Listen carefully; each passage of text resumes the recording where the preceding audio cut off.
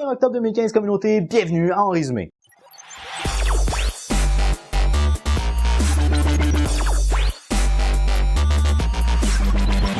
Bonjour à vous communauté, mon nom est Yves Lantier et bienvenue en résumé, l'endroit où je vous partage ma vision de l'actualité, toujours avec une pointe d'humour et d'humanisme. Alors communauté, j'espère que vous avez passé une excellente semaine. Moi, ce que je dois mentionner, c'est le fait que la semaine dernière, j'ai été affligé d'un rhume. Alors je suis vraiment désolé si ma voix est encore un petit peu enrhumée ou que je manque un peu d'énergie. C'est simplement une question de santé, mais ne vous en faites pas communauté, je vais m'en remettre. C'est sûr qu'une grippe d'homme, c'est jamais facile, mais je pense quand même avoir la force de m'en remettre. Alors communauté, encore une fois, cette semaine, j'ai eu, je dirais, le désagrément de voir apparaître une chaîne de statut sur Facebook. C'est un statut qui dit que si vous copiez-collez ce statut-là, vous allez être épargné de payer les frais qui vont maintenir l'ensemble de vos publications privées. Alors je me suis dit peut-être qu'il serait intéressant de peut-être commémorer un peu certaines choses concernant Facebook par rapport à des questions qui reviennent souvent ou des chaînes de lettres ou de statuts comme ça qui reviennent par rapport au réseau social. Alors d'abord et avant tout, ce que je dois mentionner, c'est le fait que Mark Zuckerberg, depuis son établissement et encore aujourd'hui sur la page d'accueil de Facebook, ce qu'on peut voir, c'est que Facebook est gratuit et le restera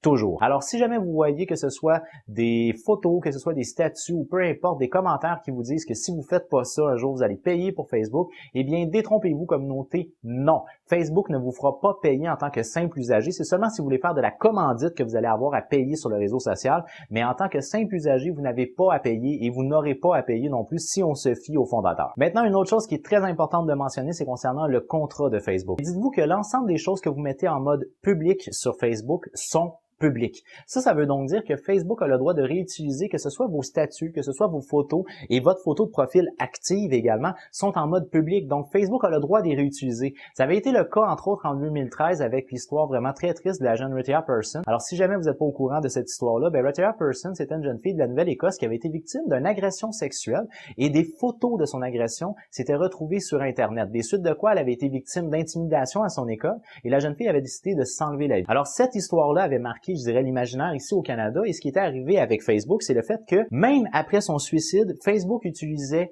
l'image de photo de profil de cette jeune fille-là pour faire la promotion d'une application de rencontre. Alors ça avait été excessivement problématique et du moment où ils ont reçu des plaintes, Facebook avait retiré la photo de la jeune Rehtaeh Persson pour faire la promotion de cette application de rencontre-là. Mais il reste que Facebook a le droit d'utiliser l'ensemble des choses que vous mettez en mode public. Maintenant, ils n'ont pas les droits intellectuels. Si, exemple, vous êtes un photographe et que vous mettez certaines de vos photos sur votre page Facebook, Facebook n'a pas le droit de vendre vos photos. Par contre, s'ils sont en mode public, il a le droit de les utiliser pour faire de la promotion sur différentes affaires sur son réseau à lui. Une autre chose également qui revient très régulièrement concernant Facebook communauté, c'est des attrapes par rapport à vous pouvez voir qui a regardé votre profil en dernier ou qui regarde le plus souvent votre profil. Alors, à moins que vous soyez un pirate très averti et que vous êtes capable d'aller récupérer les adresses IP des gens qui ont visité votre page de profil, Facebook ne détient pas ou du moins n'entretient pas d'algorithmes qui prennent en considération les gens qui visitent votre page de profil. Alors, il compte comme une interaction le fait que quelqu'un visite votre page de profil, mais c'est pas une interaction qui va avoir une valeur différente de celle comme par exemple d'un j'aime ou d'un commentaire. Je fais donc que le seul moyen que vous pouvez voir si quelqu'un visite régulièrement votre profil, c'est si une personne avec qui vous avez pratiquement jamais d'interaction,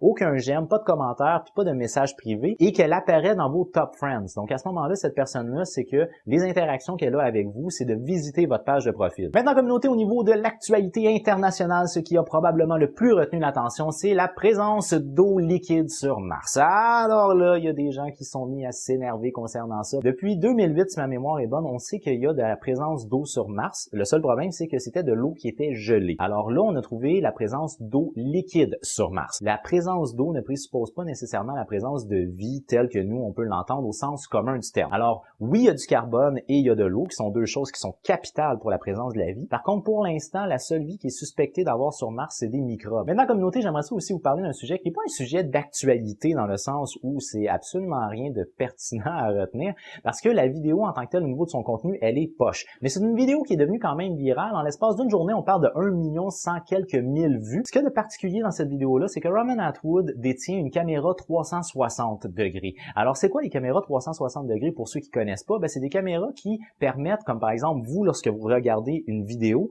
de pouvoir tourner votre champ de vue. Alors, dans le coin en haut à gauche, il y a une espèce de boussole qui ressemble un peu à ce qu'on a sur Google Street View. Puis vous pouvez tourner la caméra soit à droite, soit à gauche, en haut ou en bas pendant que la personne vous parle. Ce qui fait que moi, j'ai déjà écouté une vidéo dans laquelle on voyait deux gars qui étaient en train de manger au restaurant. Pendant que les autres étaient en train de se parler, moi, je regardais la serveuse qui amenait les nachos. Donc, ça donne ce genre de situation-là, les caméras 360, mais c'est quand même l'avenir par rapport aux vlogs sur Internet. Alors, je pense que c'est intéressant de regarder l'évolution de ça. Pour l'instant, la qualité de l'image n'est pas encore très belle, mais c'est vraiment révolutionnaire. Alors, si jamais vous n'avez jamais vu de vidéo 360 degrés, ben, le lien de la vidéo que je viens de vous parler va être dans la barre de description juste en dessous. Il faut appuyer sur le plus et vous allez l'avoir. Maintenant, c'est compatible entre autres avec Google Chrome. Je sais pas si c'est compatible avec tout plein d'affaires. Je sais que c'est compatible aussi sur l'application YouTube, sur certains téléphones cellulaires. L'application YouTube vous permet, juste en bougeant votre cellulaire comme ça, de pouvoir tourner la caméra. Alors, c'est vraiment fucked up. Maintenant, comme noté la semaine dernière dans l'actualité, ce que je dois mentionner, c'est la stupidité du genre humain.